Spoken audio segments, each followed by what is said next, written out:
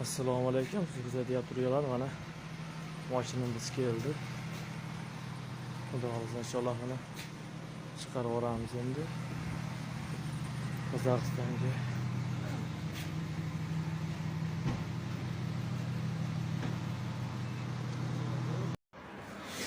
Eshik, deraza yasaydigan akalar mana bu yog'ochni bizga chiqarib beradi. Bu yog'ochning uzunligi 1 metr, 1.5, 1.10 bo'ladi.